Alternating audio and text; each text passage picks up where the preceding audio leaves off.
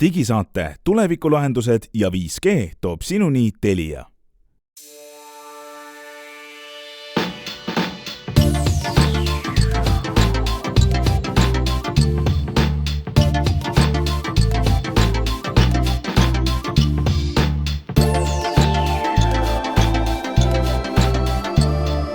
Tere head kuulajad, 29. august, mis on meil augustikuu kõige viimane esmaspäev ja kõige viimane nimetatud digisaade on teiega.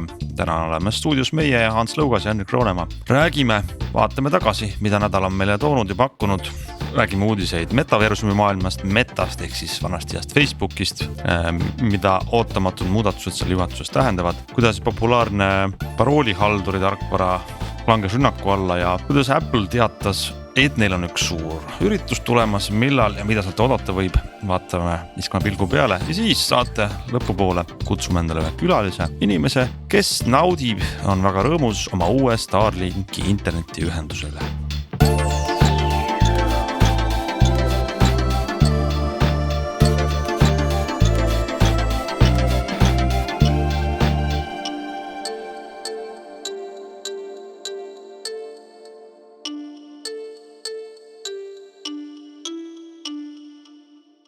No nii, vaatame, mida siis augustikuu viimane nädal, viimane täisnädal, viimane koolieelne nädal meile tõi.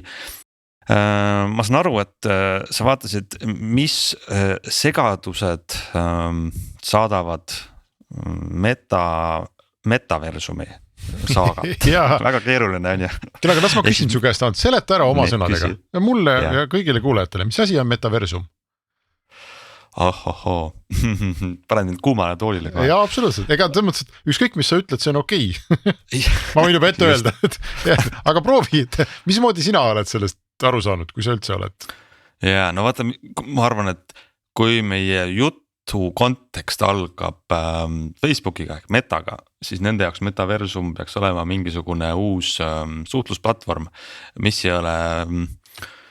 mis ei ole veebileht või mobiiliäpp, vaid midagi, mis on visuaalne ja sellepärast sarnaneb 3D ruumiga liitreaalsus või virtuaalreaalsus või midagi sellist. Et see on siis see metaversum, millest räägib ilmselt Zuckerberg. Ja see tundub olevat ka suhteliselt tavapärane selline metaversumi definitsioon, et tegemist on 3D maailmaga, 3D sellise keskkonnaga. Ja eriti tore on, kui need keskkonnad on omavahel ühendatud ehk nad oskavad omavahel rääkida või mingis mõttes sa saad nagu asju ühest keskkonnast teise üle kanda, eks, et ta on nagu pildi sisse minek mõnes mõttes või nagu internetilehe sisse minek, eks, et selle asemel, et sinuga ma siin vaatan sinu videopilti, me justkui äkki istuksime ühes ruumis või ma isegi ei tea, kuhu me nagu jõuame, et selle asemel, et me võib-olla loeme, ma ei tea, Delfit või midagi, et siis me kuidagi läheme sinna nagu sisse.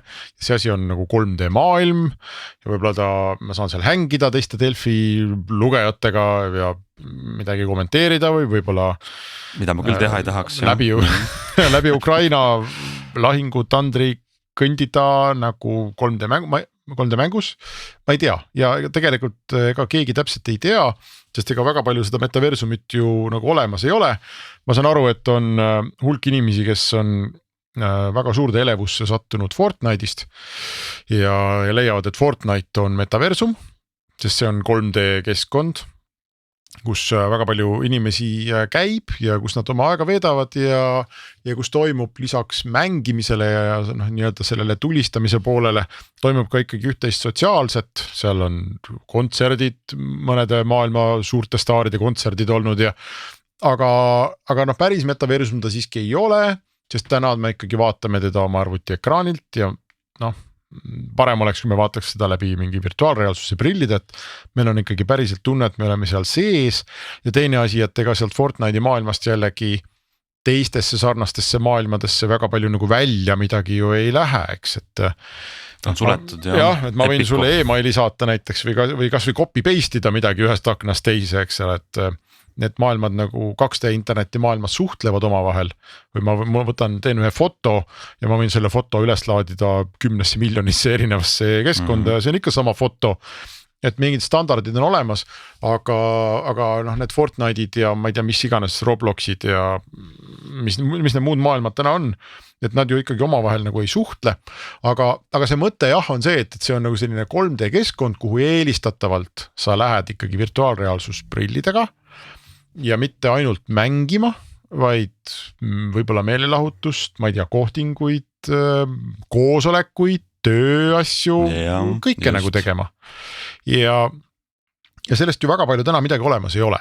Aga on teatud hulk firmasid, kes rabelevad rohkem kui teised, et sinna jõuda ja üks nendest on endine Facebook, mis kannab nime praegu Meta. Ja nende see selline 3D Facebook või see, kuhu sa saad siis Facebooki sisse minna, see kannab nime Horizon Worlds, oli Worlds või World, ma jään nüüd, võib-olla ei olegi nii tähtis, Horizon Worlds. Ja seal on mitu asja nagu juhtunud tegelikult viimase siin nädalakese jooksul. Esiteks postitas Mark Zuckerberg ekraanipildi, mida inglise keeles nimetatakse screenshotiks, iseendast seismas siis seal 3D maailmas Eiffeli torni ja vist ka La Sagrada Familia kiriku kuidagi ees. Mis on mõlemad väga äratuntavad objektid on ju, ja Eiffeli torn Pariisis, Sagrada Familia Barcelonas ja mõte oli siis selles, et Horizon Worlds on nüüd siis saadaval nii Prantsusmaal kui Hispaanias. Ja et see oli selline nagu reklaampostitus, aga tema enda see selfie ei olnud ju mitte temast, vaid tema sellest 3D kujukesest selles Horizon Worldsi virtuaalmaailmas ehk metaversumi Zuckerbergist ja see nägi välja suhteliselt jäle. Ja mitte isegi jäle, vaid väga nagu kehval graafilisel tasemel. See on lame, hästi kahemõõtmeline, hästi lame multifilmi tegelase selline surnud silmadega, selline plassnägu ja siis inimesed hakkasid kõvasti nalja tegema selle üle internetis, igast meeme tehti ja Snapchatis kõvasti ja mujal ka. Ja siis selle peale Zuckerberg postitas mõne aja pärast järgmise pildi, kus tema nägu oli ikkagi selline multifilmi nägu, aga parem. Selle esimese versiooni kohta üks inimene kirjutas, et isegi teletupsude mäng PlayStation 1 jaoks nägi parem välja kui Zuckerbergi see pilt seal virtuaalmaailmas. Oled sa seda pilti näinud, see on tõesti see oli väga üliprimitiivne. Hästi primitiivne. Et see oli siis nagu üks asi, mis juhtus ja selle peale Zuckerberg siis ma arvan, et need asjad olid kõik enne ju kuidagi kokku lepitud ja tehtud, aga sellele järgnes see, et tagasi astus Meta ehk siis Facebooki Horizon Worldsi VR platvormi juht põhimõtteliselt, Facebooki asepresident Vivek Sharma lahkus suhteliselt ootamatult ametist ja tundus üldse, et ka tehnoloogia valdkonnast või vähemasti see teade kuidagi sellise mulje jättis. Ja kolmandaks Mark Zuckerberg käis esinemas Joe Rogani podcastis, et Joe Rogan on Ameerika kas kõige populaarsem või üks kõige populaarsemaid podcastereid, kes teeb selliseid 2-3 tunniseid saateid. Ja see Zuckerbergi saade oligi mitu tundi ja seal ta proovis kõigile maha müüa ideed sellest, et tema Horizon Worlds on ikkagi nagu väga kihvt ja tuleb ja seal ta rääkis ka uuest peakomplektist, mis peaks tulema oktoobris välja. Ehk siis virtuaalreaalsuse peakomplekt või see kopsik, mis pähe käib ja sellel on teatud hulk edasi jõudnud või selliseid advanced omadusi. Näiteks suudab ta jälgida ka oma kasutaja nägu, ehk siis seda inimest, kellel see kopsik parasjagu peas on, ta suudab, need kaamerad on sissepoole, et ta näeb, kus su silmad vaatavad, ta näeb väidetavalt, kas sa naeratad või mis nägusid sa teed, et ta nagu tõlgib seda sinu selliseid näoilmeid või näolemust paremini metaversumi keskkonda ja sa näed seal inimlikum välja. Võib-olla Zuckerberg juba kandiski seda uut komplekti, aga ta on lihtsalt ise nii ilmetu näoga. Ei tea, aga samas need pildid, mis ta postitas, on ikkagi väga erinevad, et üks see, mis ta siis päriselt seal keskkonnas oli ja teine, mis ta ütles, et tuleb varsti. Aga samas ega pilte me võime joonistada sinuga ka, eks ole, et omaette küsimus on see, et mis on selline väga kõva tehniline pähkel ikkagi, et kas see kopsik, mille sa endale pähe paned, kui kõva graafikajõudlus sellel masinal nüüd on, et kui realistlikku pilti ta suudab näidata, sellepärast et me teame, et kui sul on teleka all PlayStation 5 või nagu mul on laua all väga suur lauaarvuti, eks, kus on 3 ventilaatoriga väga suur graafikakaart, siis see suudab väga täna ikkagi ma ütleks juba päris elutruud 3D pilti võluda ekraanile. Aga see asi võtab, ma arvan siin 800 patti voolu, võib-olla isegi võtab rohkem voolu. Ja PlayStation 5 on väga suur ja raske seade ja ventilaatorid sahisevad, sest kogu see asi tekitab hästi palju temperatuuri, eks, hästi palju kuumust ja nüüd kujuta ette, et sa peaksid piltlikult öeldes minu lauaarvuti või PlayStation 5 endale pähe venitama. Et see on tehniline väljakutse on ülisuur, kuidas me paneme selle väikse seadme seda pilti genereerima, mis oleks elutruu ja kuhu kõik see kuumus läheb. Ja täna ei ole ka tegelikult nagu lahendus sellel ei ole ja saab näha, mida see Facebooki või Meta uus peakomplekt teeb, aga füüsika ikkagi tuleb mingil hetkel ju vastu, eks, et palju nad seda imet teevad, ma tahaks huviga näha, ma ei ole nagu ma olen natuke skeptiline, ma ette ei naeruväärist, aga siin on oma põhjused, miks ma sellest ka nagu väga palju ei julge oodata. Ja sul on õigus ja samas on see veel ka selline väga kõva gambiit või risk ehk et kas selle laiema leviku takistuseks on tehniline võimekus, et kui nad nüüd suudavad peakomplektiga teha nüüd see aasta või järgmine aasta mingi läbimurde, et sul on võimalik kanda realistlikku pilti tootvat peakomplekti.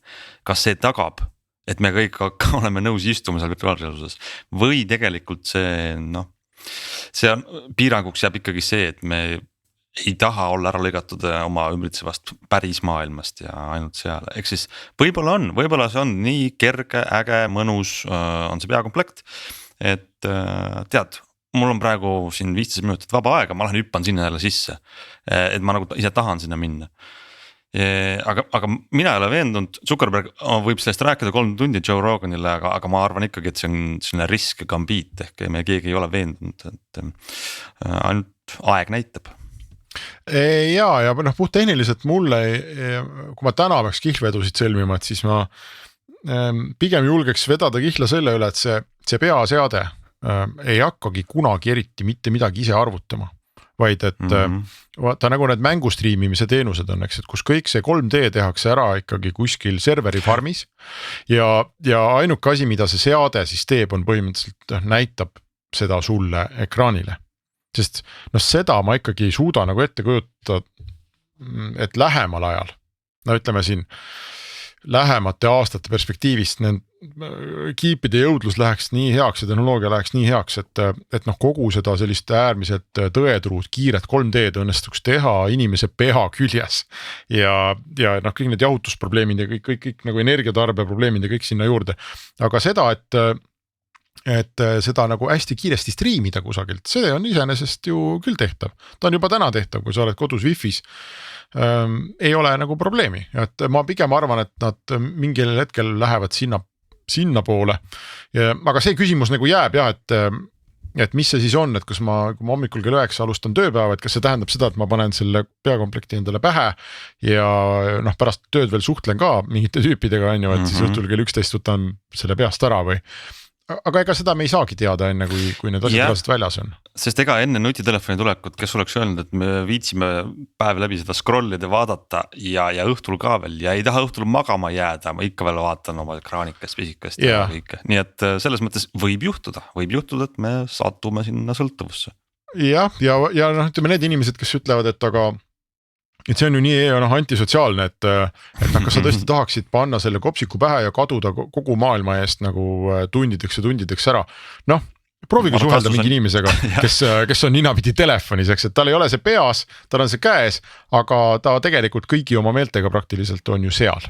Ta ei kuule sind, ta ei näe sind, eks ta ei pööra sulle tähelepanu, et ma arvan, et selle nagu teetähise me juba oleme ületanud, aga võib-olla siin on see endale valetamise moment, et ma olen ikkagi osa maailmast, mis siis, et mul on telefon käes.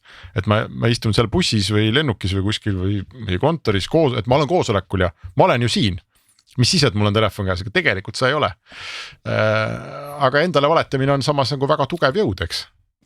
Just, ma arvan, et sukk on ka selles väga tugev muide. Endale valetamises. Just, sellepärast, et siis ta suudab ka meile kõigile maha müüa oma tooted.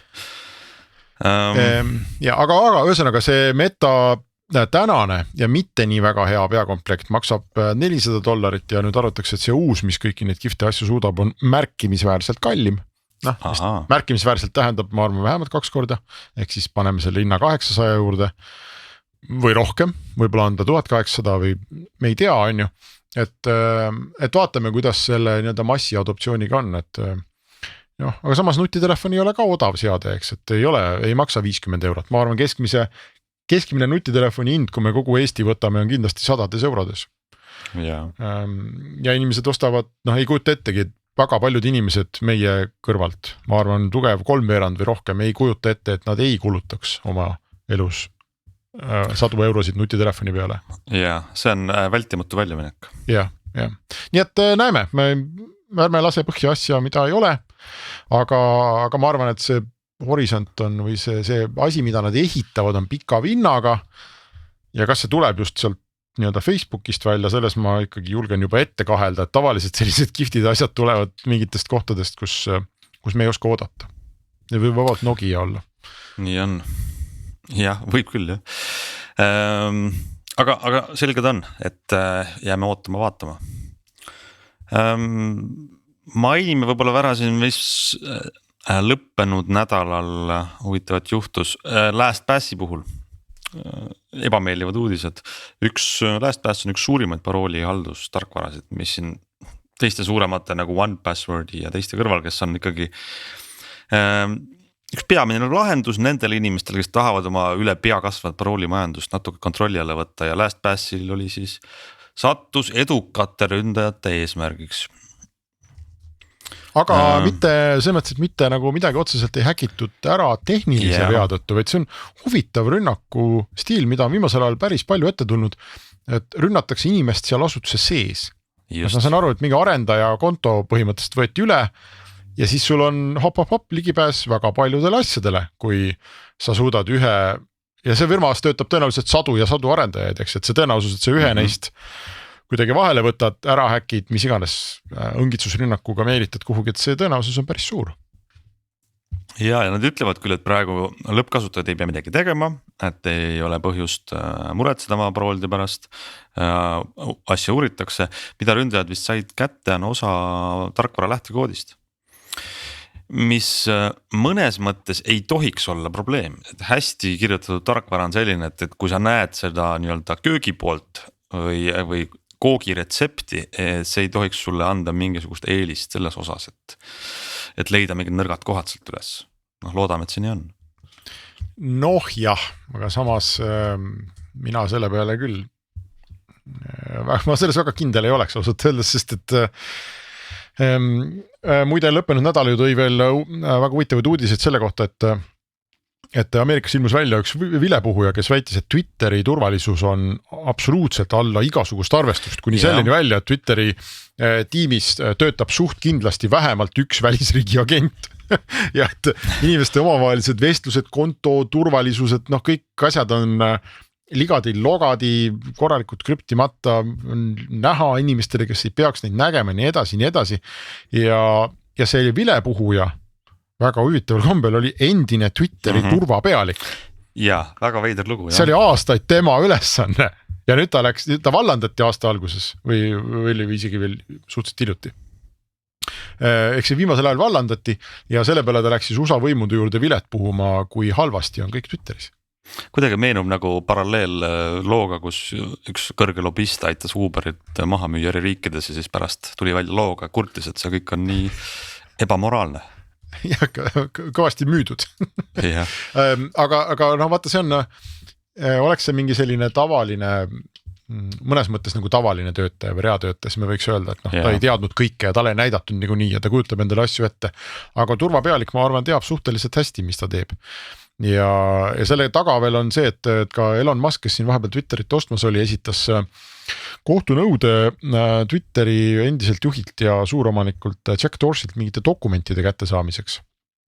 Ja need kõik asjad on, kõik ütlevad, et need ei ole üldse omavahel seotud, aga selle sama turvapealiku palkas Jack Dorsey ise ja noh, see turvapealik oli väga palju nagu Jack Dorsey mees, kes seal Twitteris oli, aga paranoia inimesed räägivad, et Jack Dorsey umbes ise organiseeris selle, et Elon Musk kaebaks ta kohtusse, et ta oleks sunnitud mingeid dokumente Elon Muskile näitama ja noh, see on hästi suur Ladina-Ameerika seebiooper toimub seal, aga ikkagi see küsimus, et kuidas see turvalisus siis ikkagi reaalselt nendes meie maailma jaoks väga olulistes ettevõtetes on korraldatud, noh ja kui keegi minu käest küsiks, et kas on korraldatud, siis ma pigem ütleks, et see ei ole nii hästi korraldatud, kui me siin tahame arvata.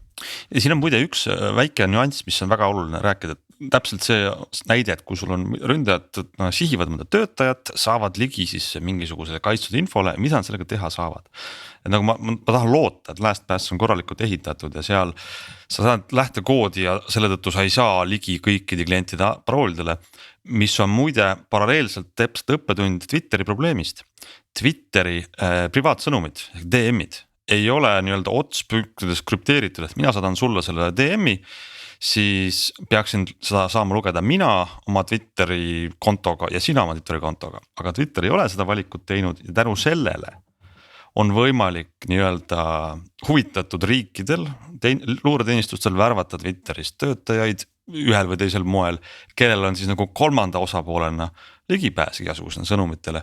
Et see tegelikult on ka sellise IT-arhitektuuri ja lähenemise küsimus, et sa ei saa lootma jääda, et sinu töötajad on lojaalsed, sest et noh, mis iganes maailmas juhtub.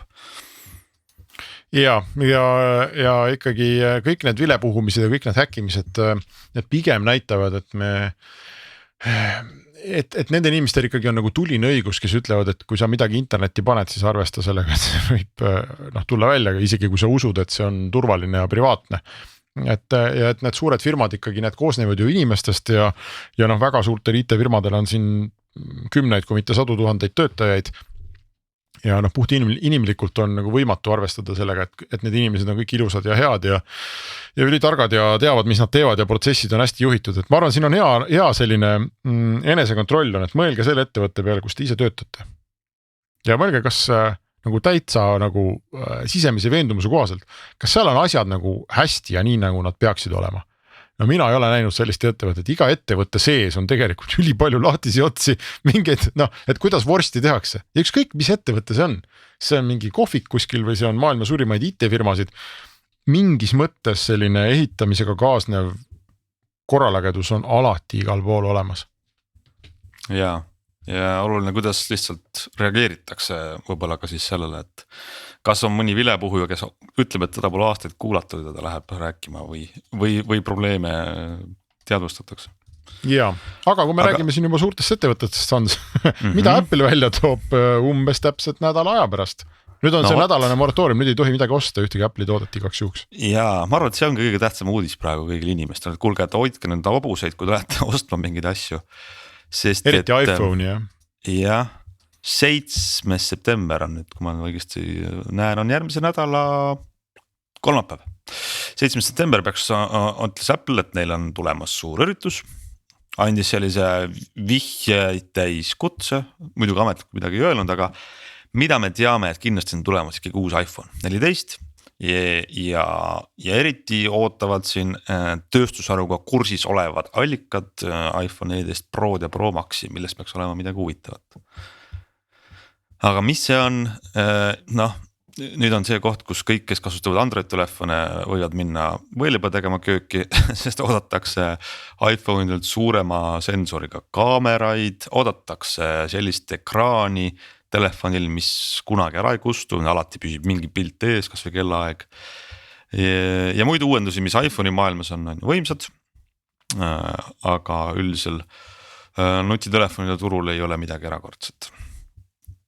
Mida veel ma vaatasin on kellaseeriad, uus seeria kell, peaks tulema 8. seeria kell, mille puhul huvitavam on siis mingisugune uus Pro versioon, mis peaks olema kuidagi vastupidavam, kas löökidele, kasutuseks, kas sellel on ka pikema vastupidavusega aku, kõik tahaksid väga teada, eks me siis kuuleme, aga millegipärast ma ei tea, mu sisetunne ütleb, et ei maksa väga loota.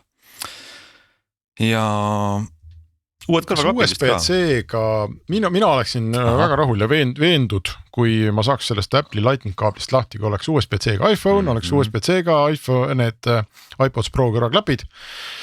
Et ma ühe kaabli saaksin oma elust eemaldada, aga selleks vist oleks väga seda järgmisel aastal me küll ootame seda kindlasti, kui mitte juba sel aastal, et see võib olla selline väike, aga samas suur mugavusuudis väga paljudele Apple'i kasutajatele. Sest Apple ise on ka ju lõhki, et väga paljud tooted ongi USB-C peal. Ka laadimise mõttes, eks ole, sülearvutid, enamus iPad isegi. Ja nii edasi, aga siis ja mõned tooted on jäänud selle pagana Lightningu peale ja mingit otsest põhjust selleks nagu ei ole, et pigem on ikkagi kõik veendunud, et nad selle Apple'i enda Lightning kaabli pealt liiguvad millalgi ära USB-C peale. Ja ma väga loodan, et see on nädala aja pärast, sest mul on nendest kaablitega žongleerimisest ikka täitsa kõrini. No võt, küllap me saame rääkida ilmselt mitte järgmises saates, sellepärast, et siis on veel natukene aega ürituseni, aga 2 nädala pärast kindlasti uutest seadmetest, nii et jääme neid siis ootama. Ja nüüd jätkame juttu meil saates liitunud külalisega, kelleks on Mihkel Selgard. Tere Mihkel! Tere, Ants! Siin on väga hästi kosta, sa oled ilmselt hea ühendus otsas ja räägimegi sellest, et Eesti internetiteenuse pakkuda turule tuli mõni aeg tagasi uus teenusepakkuja, rahvusvaheline, kes pakub satelliitidega, see on siis Starlink ja Mihkel on, ei tea tõesti mitmes, aga ilmselt üks esimestest Eestis, kes selle ühenduse endale sai. No esimene küsimus sulle, Mihkel, mis ühendus otsas sa praegu oled? Kui sa millest saata saad? Praegu ma kahjuks tulin tagasi just linna, aga nüüd 2 viimast nädalavahetust on ikka saanud korralikult selle Starlinki nagu läbi testida nii suht tõsiselt, aga praegu Telia. Ahaa, no 2 nädalavahetust, see 2 nädalavahetust tagasi alles kuulutati välja umbes see Starlink või sa oled ikkagi väga-väga ruttu said selle ühenduse endale kuidagi?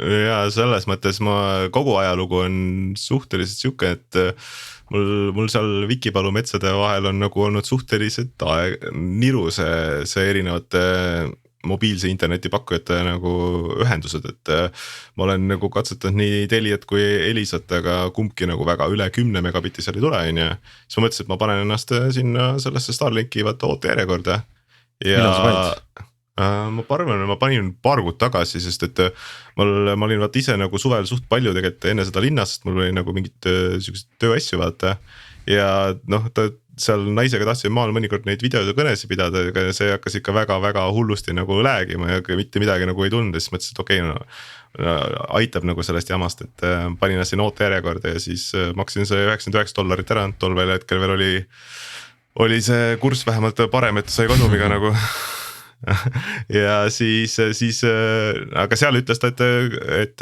esimene kvartal 2023 on ja aga tuli nagu varem ja siis kui see päeval välja uudis tuli, siis ma sain ka kirja, et kui sa oma järjekorra kohta kaotada ei taha, et siis telli kohe ära ja siis mõtlesin, et proovime ära.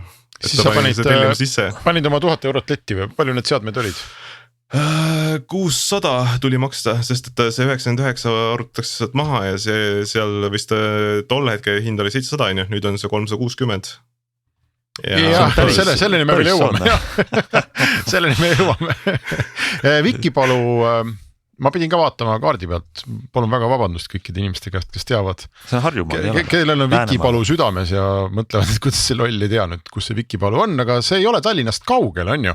See on tegelikult Kuusalust natuke lõunasse, see on tegelikult Aegviidu rongi tee peal sisuliselt see koht, eks. See ei ole mingi täielik nagu Eesti mõistes mingi hull perifeeria, see on Tallinnast mõnikümmend kilomeetrit. Jaa, ei seda küll, et see on ja Kehra paberivabrik on ise seal väga lähedal, aga ma see tegelikult, kui aus olles ma kirjutasin sinna Teliasse, et kuidas millised need ühenduse variandid on, et pidasin väga pika ja meeldiva kõne ühe Telia töötajaga sel teemal ja siis ta ütles, et 5G niipea ei tule sinna, et ta jääb selliseks valgeks lajuks teile sinna ja see ütles, et ka kui püsiühenduse, kus ütles, et vist isegi selle ringi kaabel pidi sealt kuskilt läbi minema, aga ta ütles, et arvestage umbes 10 000 väljaminekuga, et nad ei on nagu ütlesid, et peate leppima selle olukorraga, mis on nagu. sinu see asukoht on siis ütleme, ei ole kuskil suure küla või alevi keskel, vaid ikkagi eemal tsivilisatsioonist natukene. Ja ikka selles mõttes, et ma ütleks nii, et 10 aastat tagasi oli laius selle koha peal mets tegelikult selles mõttes, kus see asumine praegu on seal. Aga mobiililevi nagu öeldakse Eestis, et 4G minu kogemuse järgi ka, eks, et 4G on Eestis ikkagi pigem fantastiliselt hea, kuigi ma olen nõus absoluutselt tunnistama, et kindlasti on kohti, kus ta on fantastiliselt kehva või teda pole üldse. Kuhu see sinu Vikipalu kant nagu langeb, kas sul oli seal siiamaani midagi või ei olnud? No ta midagi nagu oli, aga mina ütleks, et see üldjuhul piirdus seal umbes 10-15 megabitti sekundis, see oli nagu väga hea ja tulemus ja siis ja selle allalaadimine jah. Ja see on allalaadimine, üleslaadimist ma ei hakka rääkima selles mõttes, see oli seal kilobaitides on ja selles mõttes, et see ei olnud väga seal alternatiive ei olnud keegi osanud pakkuda. Ma Tele2-ni ei jõudnud veel, aga ma arvan, et kui te Starlink poleks ette jõudnud, siis ma jõuks võib-olla mingi Tele2-ga ära jõudnud proovida seal metsade vahel. Nii et ikkagi selline lugu, et Tallinna põhimõtteliselt külje all, natukene tsivilisatsiooniga oled nagu peaaegu ikkagi selle rüpes, aga normaalselt ühendust ei oleks saanud, kui sa ei oleks 1000 eurosid tahtnud maksta. No põhimõtteliselt küll jah, selles mõttes, et see nii nad mul ütlesid selles mõttes sealt ja meil on kusjuures isegi Telia see üks teise seal kõrvalmajas on see võimenduse kontein, väliantein välja pandud ja seal on võib-olla seal natuke suunandamist natuke vaja teha rohkem, aga seal jäi kuskil 4 megabitti kanti, et Telia TV vaatad ära, aga sellega see asi seal ka piirdus selles mõttes. Nii, aga nüüd siis Mihkel, Elon Musk saatis sulle paki ühel hetkel, jah, maksid oma ligi 1000 eurot, kus kohast üldse tuli, kas tuli Euroopast või tuli Ameerikast, pidid tolli ka veel peale maksma? Ei, ta tuleb Euroopast, et seal tuleb DHL-i jälgimisnumber ja siis sa ootad seda sealt Saksamaalt nädal aega umbes. Ja mis seal pakis on? Sa teed selle lahti, mis sa said sealt? No seal on see pann on seal sees, mis on küll nüüd niukene, ma ütleks mingi 40 senti korda 30 senti ristkülik tegelikult, seal all on üks jalg, mille sa saab panna ja siis on see vastuvõtmisjaam, mis näeb välja nagu tavaline wifi ruuter, aga kaalub nagu tunduvalt rohkem, et seal on nagu mingit muud kola sisse pantud, mis teeb seda nagu tõsiselt palju raskemaks. Aga ta teeb wifi't ka või sa wifi pead veel eraldi sinna külge haakima kuidagi? See on wifi on seal sees, et kui sa hakkad seda seta püsti panema tegema, siis juhtub see, et siis sa seadistadki ära ka selle wifi võrgu sinna enda köö, see on esimene samm. Tähendab enne, kui ta hakkab seda satelliiti paika nagu korrigeerima selles mõttes, et ta võtab lihtsalt mingi. Ma tahtsin öelda, et tavaliselt Eesti, kui sa tellid endale internetiühenduse, siis on operaator, tuleb tehnik sinult koju, teeb sinust tegelikult selle töö ära. Starlinkiga on ju, sa saad ainult DHL-ilt paki ja siis oli sinu töö hakata seda üles seadma ja leidma seda kõik, kuidas see käib, eks? Ja, aga see karbises ei ole isegi manuaaline, et seal on umbes niisugune suur papi leht, kus on põhimõtteliselt 3 pilti peal, et ühenda see juhe selle juhtmega, see juhe selle juhtmega ja kolmas juhe ongi, et ühenda juhe seina ja siis hakkab ootama selles mõttes, et aga kui oleme ausad, kui ma selle esimest korda kätte sain ja need asjad ära sai ühendatud, siis sa jäädki nagu ta nagu ei tee mitte midagi nagu selles mõttes, ta jääb nagu paigale, ütleb, et ühendust ei ole, otsib või midagi siukene nagu, kui sa selle äpi käima paned ja siis sa ootad ja mõtled, et võib-olla on sul lihtsalt 1000 euri nagu kasutatud rauda, kes hoovi nagu selles mõttes. Aga mis see siis oli, kas ta siis oli mingi esmane seadistamine või selle satelliidi signaali otsimine või mis toimus? Ja see on nagu, kui sa seal äpis ütleb, siis ta ütleb, et ta otsib, on ju.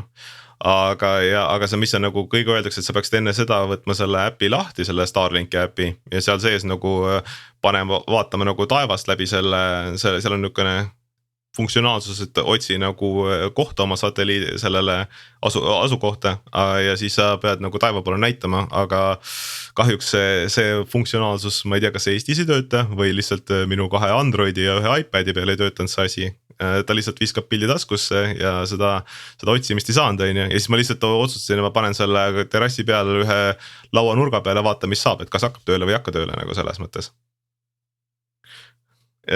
Noh, pärast õigemini, seal on üks väike aga, mis juhtus, oli see, et ma tellisin selle alguses oma selle siia linna aadressi peale. Aga Starlink on nüüd siis piiratud on ju selles mõttes asukohaga, kuhu sa selle panna tahad. Ja kui ta nüüd tuvastas selle ära, et ma olen siiski teises kohas selle panniga, siis ütles, et selles piirkonnas ei ole midagi teha, et sa pead nagu seda asukohta muutma ja põhimõtteliselt nagu seda protsessi uuesti peale hakkama selles mõttes. Esimene soovitus oli muidugi tellida uus Starlink. No. Ja ma arvan, et see on hea koht ette lugeda Allan Martinsoni postitus Facebookis. See on avalik postitus, muidu ma peaks ütlema, et üks saatekuulaja postitas, aga Allan on Facebookis kirjutanud maakodus rohkem kui 250 megabitti kiirusega internet 60 € eest kuus. Telia Elisa tehke järgi ja tema muljed on sellised, et asjade karbist väljavõtmine ja ülespanemine võttis umbes minuti, üks juhe seina, teine ruuterist antenni ja siis see satelliit keeras ennast lõuna suunda. Aga temal oli ka selline mure, et esimesel 2 päeval ta ei saanud internetti kätte ja põhjus oli ilmselt selles, et esmane registreerimine oli Tallinna aadressile ja siis ta tõstis Saaremaale selle ümber ja ta kirjutas Starlinki toote toele või sinna toe mingile meiliaadressile või kuhugi ja see lahendas paari tunniga olukorra ja esimene päev tuli tal 20–40 megabitti alla, kuid siis hakkas taevast voolama uskumatult kiire 250 megabitti sekundis downlink, mis on 2,5 korda enam kui Starlink ise lubab ja upload on kogu aeg 20 megabitti kandis. Ja temal oli sama lugu, et need, mis mobiilioperaatorid pakkusid, olid seal 6-7 megabitti sekundis ja Telia toob tal 50, aga 250 on ikkagi täiesti teine tera. Mis need sinu kiirused siis, Mihkel, on, kui me räägime nüüd sellest, et kui hea see asi on või ei ole? Oi, see on ikka öö ja päev, selles mõttes, et minu vahemikud jäävad seal sama 160 ja 220 vahele, et ta kõigub, aga tal vist mingitel hetkedel, kui ta satub, ma ei tea, mida ta teeb, aga ta mingitel hetkel nagu toimuvad niisugused katkestused, need on niisugused hästi lühiajalised. Kui sa nagu telekat vaatad või interneti surfad, sa ei saa selle aru, aga kui sa VPN-is oled, siis kui see VPN on nagu väga tundlik, siis ta viskab sind VPN-ist välja visata. Või kui sa midagi suurt erakordselt olulist alla või üles laed, siis võib olla probleem, eks? Jah, seda küll. Kui tihti aga need katkestused, kas need on nagu, ma ei tea, kord veerand tunni jooksul või kord päevas või mis sagedus umbes on? No see, kui ma eelmine nädal tegin, siis ta vist jäi mingisugune majanurku midagi ette, siis ta tegi seda nagu iga minut tagant niisuguse väikse hästi lühikese katkestuse. Aga kui ma viisin natuke kaugemale majast, siis ta nagu on see kadus ära vaata selles mõttes, et ta siis sa ei ole nagu, aga ma ütlen, kui sa tavalist surfamist teed, sa ei saa seda lihtsalt aru. Tavalise ja muidugi ei saa, aga et kui mingisugune, tõesti, ma ei tea, minu näiteks töö seisneb selles, et ma paar korda nädalas laen 4 gigaseid faile üles, et võib-olla see oleks probleem, ma ei tea, võib-olla mingid teenused oskavad sellise katkestusega hakkama saada, kui upload kukub maha, et ei tea. Ja, aga üleskiire laadimiskiirus samamoodi 20 kanti, et see on ikka väga drastiline erinevus sellega, mis ta on. Aga mis ma võin öelda, et sa saab seda õnneks seda asukohta siiski ka ise seal sees ära muuta nagu läbi selle konto, et mina muutsin selle ära, et ma ei saanud muidugi täpselt aadressi panna sinna, lihtsalt lasin tal põhimõtteliselt on need interneti koordinaadid seal, aga ainukene suurem probleem, mis ma nagu kõigist nendest, kui mul on igasuguseid streamingu teenuseid, siis on Go3, mis ei tööta Starlinkiga nagu selles mõttes. Huvitav, miks? Kas seal on et sa tahad teenust vaadata ja mis siis juhtub? Ta lihtsalt ei avane, et ta jääb nagu väga hangub ära ja kuna minu põhiline streamingu vahend seal teleka jaos on Chromecast või Google TV ja seal nagu äpina on see kasutusel ja ta lihtsalt ei tööta ja ma suhtlesin tegelikult Go3 klienditoega ja nende suur veendumus on see, et ma kasutan VPN-i. Ja esimene hoog oli, ütlesid, et Starlinki pole Eestis saada ja et palun pange oma VPN kinni. Teil on VPN nimega Starlink, et palun lõpetage selle kasutamine. ja, aga no selle, et ma nagu kindluse mõttes tahtsin üle kontrollida, siis ma Telia TV, mis on samamoodi seal äpi kasutuses, töötab ilma probleemideta. Apollo TV, täna on lihtsalt huvi pärast tahtsin katsetada, töötab ideaalselt. Viaplay töötas samamoodi ilma suurte probleemita, nii et ainukene, kellega nagu see hakkama ei saa, on see Go3 selles mõttes. Et ja ma arvasin, et noh, et eelmine nädal võib-olla lihtsalt äkki mul vale IP aadress ja lasin uuendada, mida iganes, tulin see nädal uuesti mitte midagi. Aga see pigem tundub siis, et see küsimus, et mitte, et nagu Starlink piiraks streamingu teenuste kasutamist, vaid et pigem tundub see pudelikael olevat Go3 poolel. Ja noh, nii et ma võin käsi südamele panna, et selle ma võin kõige muu jaoks kasutada VPN-i, aga selle jaoks ma nüüd VPN-i küll ei kasuta nagu selles mõttes. Kuidas selle sama vastuvõtja asukohaga on? Ma mäletan, kui Starlink tuli, siis ja Eestis teda ei olnud veel ja siis need Ameerika erinevad tehnoloogia väljaanded testisid ja siis neil oli ikkagi jutud olid, et puuleht langeb, siis katkeb ühendus, eks ole, vihma sajab, katkeb ühendus, et ta on hästi pirtsakas nagu sellise lageda platsi suhtes või et ta tahab nagu enda ümber mingit ruumi, et ta näeks seda satelliiti otse, kui see satelliit temast mööda lendab, et kuhu sina panid selle vastuvõtja ja sa juba ütlesid, et majanurk jäi ette, et pidid metsa maha võtma, et oleks ümber lage plats. Ei, selles mõttes, et kusjuures ma kuulin seda saadet ja mõtlesin, ma ei tea, et mul täpselt seal on maja taga nagu kõrged kuused on ja nagu reaalselt otse maja taga ja selle aga tulin, panin selle ja siis kuna ta keerab ennast ise, ma lootsin, et ta keerab teise poole, kus on tõesti lage plats, aga ta keeras täpselt sinna metsa poole. Ja see nagu see mets ja puud seal ei tunde nagu üldse takistavat, aga see ongi nagu siuke hästi väike majanurk, mis sealt jääb nagu üle paistma, see nagu segas, aga kui sa nagu tõin paar meetrit edasi, see siis tundus, et see lahendas ka selle probleemi ära, et ja siis ta muidugi läks natuke madalamale, siis ma tõstsin ta terrassi pealt nagu muru peale põhimõtteliselt selles mõttes. Aga mõeldud on, et see vastuvõtja ongi ikkagi õueseks, ta ei ole sul toas akna peal, vaid ta peab olema lageda taeva all. Ja see ta tundub, ta lihtsalt kui on mingi nagu füüsiline takistus tundub ees olevat, siis ta ei saa nagu hakkama selles mõttes. Aga Eesti kliimat sa arvad, et ta kannatab või hakkab lund sadama sul talvel, rahe tuleb? Ma ei tea, ta on selles mõttes, ta ise tundub nagu suht tugev olevat, aga see pealispind on niisugune, tundub plastikuline selles mõttes, et ta ei tundu, et saab näha esimesed, kui ta talvel nagu välja võtab, proovib korra ära, aga õnneks on praegu, et ta on nagu rohkem suve jaoks, et tõstab selle praegu sisse, kuigi plaan on ta ikkagi lõpuks katusele saada selles mõttes, et ta jääks nagu sinna hovi peal ette vaata selles mõttes. Aga jah, ma saab näha. No ilmselt kui on ikkagi tegu mõeldud väliantenniga, siis ja Eesti kliima nüüd suure laia Ameerikaga võrreldes ka nüüd nii erandlik ei ole. Küllap peab vastu, eks? No jah, saab näha. Kuigi ma saan aru, et ta nagu Ei, ma hakkasin küsima, et kas sa oled kasutanud ka midagi, kus sa näed palju selle asja selline latentsus või lääg või ping on, et sellisel ühendusel.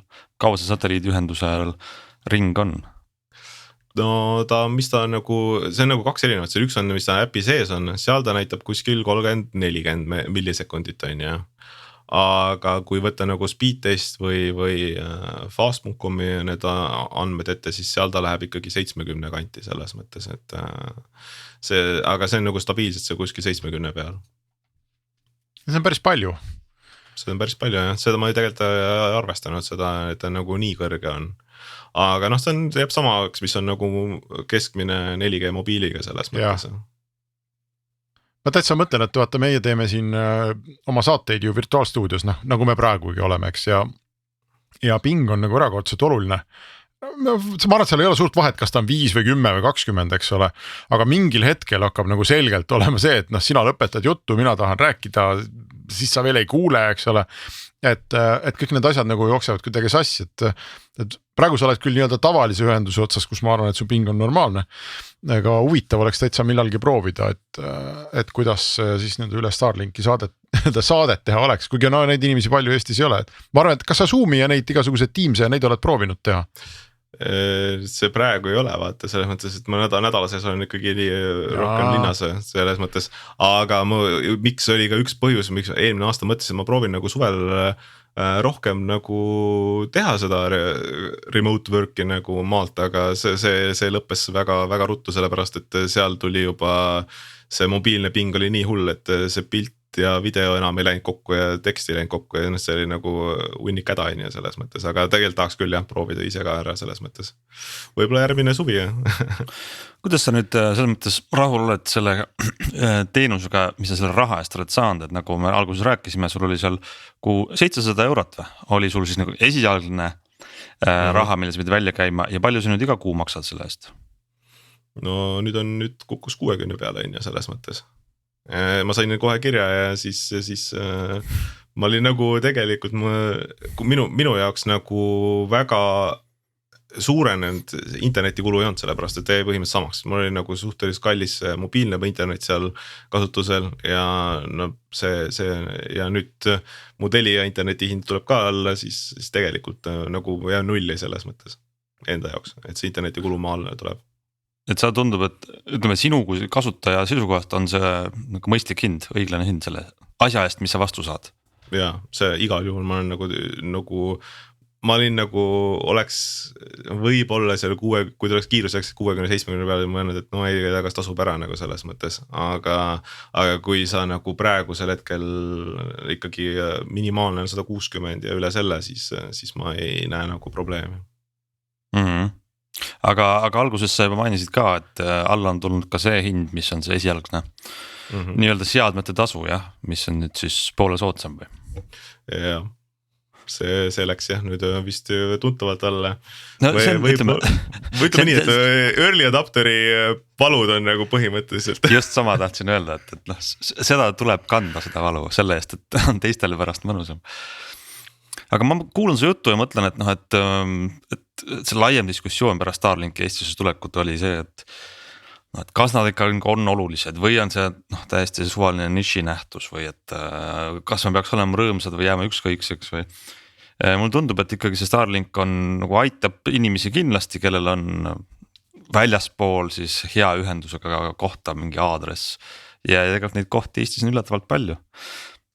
Aga teisest küljest ma kuulen, et tegelikult ju on õige ka see, et kaabliga ühendus jääb alati selleks pühaks kraaliks, mille poole tasuks püüelda, kui seda vähegi hea hinnaga saaks, et kogu see reageerimisaeg ja kõik muud näitajad. See on huvitav, et mina tegin suvel väga pikalt ikkagi üle 4G asju. Ja no minu elu muutus, siis ma rääkisin siin saates ka, et ma ostsin mingisuguse superruuteri, eks ole, Netgear Nighthawk, mis maksis mitusada eurot, võrreldes selle Huawei taskuruuteriga, mis maksab mitukümmend eurot, on ju 10-kordne hinnavahe. Ja see uus suudab ikkagi nii palju paremaid kiirusid näidata, et ma otseselt nagu ei kurtnud, aga mis oli nagu selgelt probleemiks ja mulle tundub oma sellist töö iseloomu vähemasti vaadates, et mida ma pean tähtsamaks, kui isegi nagu kiirust, on see, et kas see asi on stabiilne ja kas ma saan teda usaldada. Ehk see, kas nagu Mihkel ütles, et kui 60 megabitti alla tuleb on ju või rohkem, et see on põhimõtteliselt good enough valdavale osale nagu inimestest, eks. Sa saad oma koosolekut peetud, saad oma failid saadetud, et see, kas ta on 60 või 90 või 250, rohkem on parem. Aga mis selle 4G nagu selge probleem oli see, et ma nagu 100% teda ikkagi usaldada ei saanud, et olid mingid hetked, kus ta lihtsalt kukkus maha, ma ei tea, jäi aeglaseks, tekkis mingi seisak. Me oleme isegi saateid tegime, kus ma kadusin 5 minutiks ära, eks ole, sest et pidin, ma ei tea, teise ühenduse peale ümber lülitama ja võt kaabliga siuksed asju kunagi üldiselt, kunagi ei saa öelda kunagi, aga tavaliselt ei juhtu. See on ikkagi väga stabiilne ja minu jaoks oleks kindlasti nagu argument, kui see kosmose internet oleks selline, et ma võin kokku leppida, ma ei tea, 3-tunnise seminari üle mingi Teamsi või Zoomi ja ma ei pea muretsema, et mis siis saab, kui ma ei tea, mastist midagi ära kukub. Ja me vist ei saa Mihkel sinu käest seda küsida, et sa päris sellised piki missioonikriitilisi asju ilmselt ju teinud ei ole selle Starlinkiga. See praegu on nagu natuke vara selle jaoks, aga samas ma vist lugesin, et T-Mobile vist USA's plaanib sama asja, et nagu automaatselt hakkab lülitama selle Starlinki peale, kui nüüd ühendus seal nendes valgetel laikudel USA-s ära kaob, et selles mõttes, et see on nagu, kui vist kutsuti seda mobiilimassideks taevas või niisugust umbes oli mingi nende lahenduse nimi. Aga jah, selles mõttes, et jah, see tahaks nagu rohkem, aga no ma arvan, et järgmine aasta juhtub, saab seda tõenäoliselt kõvasti rohkem kasutada. Kui ma juures mul endal on ka Nighthawk ja see, aga isegi mul seal maal pidin talle selle võimendusantenni juurde ostma, nii et Õnneks tal on see pesa, eks ole, mida ka paljudel ruuteritel ei ole. Minul hakkas Nighthawk, ma ei tea, Mihkel, kas sinul on ka kogemusi? Mul oli kahtlane tunne, et ta paar korda suvel lihtsalt kuumenes mul üle. Sest ta pani lihtsalt pildi taskusse täiesti ette hoiatamata. Ja siis ma õppisin ära, et ma hoidsin teda, muidu ma hoidsin teda lapikult maas on ju, ta on selline lataka kujuline, aga siis ma hakkasin hoidma teda nagu kitsama serva peal, et lootes, et ta siis on rohkem pinda, kust midagi aurustada saab, aga ma ei tea, kas see aitab. See minu lahendus lõpuks oligi vast, et mul kogu aeg pidi akna peal olema, et see maja seintest väga ei tahtnud läbi tulla see nett ja siis ta sai otse seda lauspäikest peale, siis ta viskas ka, hakkas kuumenes täiega üle ja nagu õnneks oli see ikkagi viimase enne kuni Starlinkini oli see lahendus, et panid selle välisantenni, tal olid need iminapad sinna selle akna külge ja siis see nagu hoidis selle ülekuumenist vähemaks, et ta oli nagu kuskil varjus nagu reaalselt päikest ei näinud selles mõttes, et see oli nagu minu lahendus seal, aga ta kuumenes lõpuks nii üle, et ta ei olnud enam isegi nõus enam käivituma selles mõttes mitu korda suvel, et ta siis lihtsalt oli, kuni ta see ülekuumenisme anduristid järgi andsid ennast. Ja tal on peal, vaata USB port, mul tekkis mingil hetkel tunne, et ma peaks ostma mingi ventilaatori, eks ole, mis USB-st suudab ennast käitada, paneme tal sinna kõrvale, aga see läheb juba ka nagu häkkimiseks, et aga jah, huvitav probleem iseenesest nii kalli seadmega, et ta nii kuumaks läheb. No nii, Hans. No nii. Kas me oleme veendud või? Me oleme nagu veendunud, et uus tegija on Eesti internetiteenuse pakkuda turul olemas, töötab, inimesed on rahul, on rõõmsad sellega, mis nad saavad.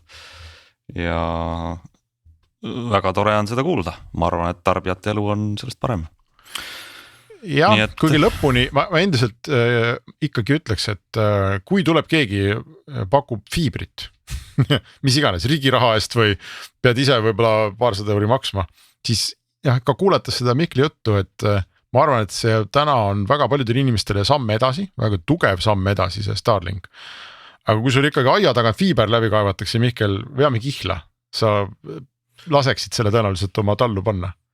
Oi, kindlasti, selles mõttes, et ma olen nagu ise paar aastat kasutanud seda gigabitist interneti, ma tean, et see maksab nagu üle mõistuse kalli, lõpuks ometi hakkad hinnad alla tulema, aga see on nagu siiski nagu tuntav, arvestades nagu seda hulka seadmeid, mis su kodus on, lihtsalt sa nagu saad selle maksimaalse nagu kätte ikka gigabitiga. Elisa just saatis pressiteate mõned päevad tagasi, et nemad siis nüüd toovad gigabitis interneti €70 kuuseks, mis on, mäletame peast, see on seal Telia lähedal minu arust.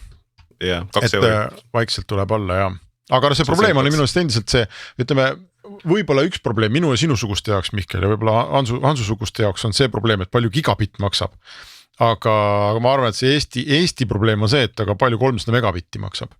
Ja seal on, et me saaksime palju rohkemate inimeste elu paremaks, kui 300 megabitti maksaks normaalselt, mitte et gigabitt maksab 70.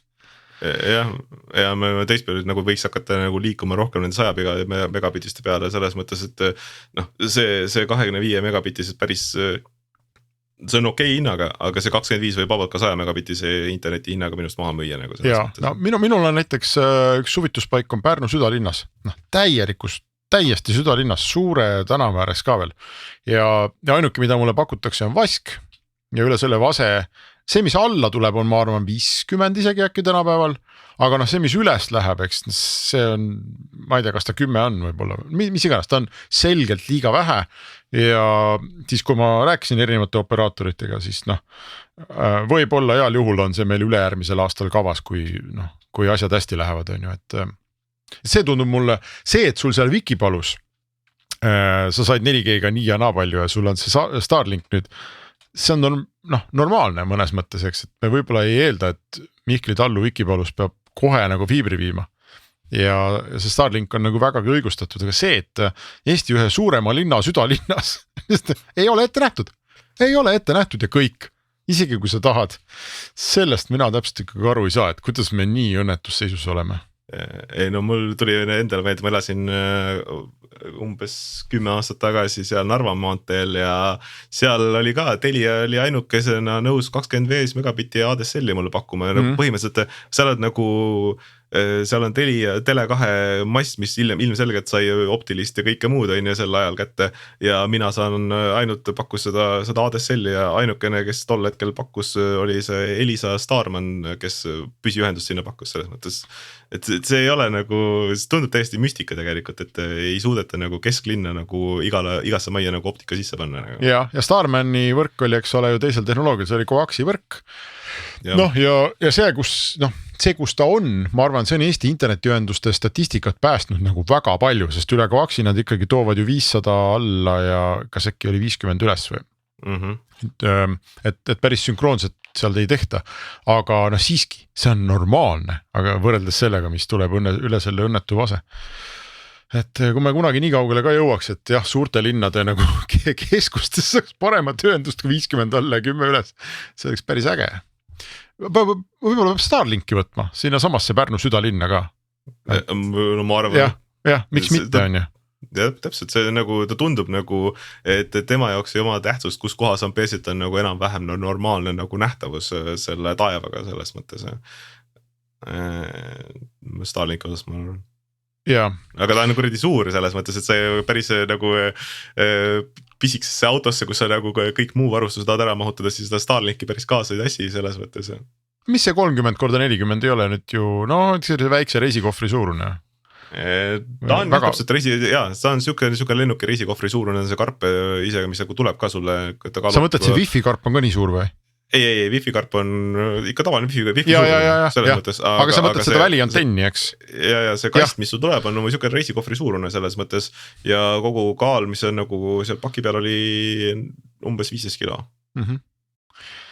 No võt, tõmbame joone alla, töötab, on äge. Pärnu südalinna inimesed võivad ka minna Elon Muski ukse taha rääkimata Vikipalu ja muude palude ja metsade inimestest. Aitäh, Mihkel, soovime jõudu ja ma arvan, me peame siin välja andma sellise poolametliku lubadus, et kui sa kunagi seal oma Starlinki otsas oled, siis teeme ühe mõnetunnise saate, mõtleme mingi hea arutelu teema välja võtame sind siia virtuaalstuudiosse ja katsume teha sellise 2-3 tunnise tõsise diskussiooni ja diskussiooni sisu olgu mis iganes, aga me peamiselt tahame näha, kas Elon Musk annab sulle interneti läbi kosmose kõigiks nendeks 3 tunniks. Ja aga kui sa selle välja reklaamid, siis ta teab spetsiaalselt, ta ütleb, et suunake kõik sinna, et jumala eest tõestame ära. Tõestame ära, jah. Võib-olla me peame tegema mingi 24 tunni striimi näiteks, et ma ei tea, sa paned kamina põlema ja paned veebikaamera sinna ja siis me kanname üle kuskil ja siis vaatame, et kas on Starlink püsti või ei ole või suunad taevasse. Aga aitäh, meil on vist saade ka läbi, Hans, mulle tundub. Nii on, aitäh kõigile siis kuulamast, osalemast, rääkimast ja tulge järgmine nädal jälle tagasi.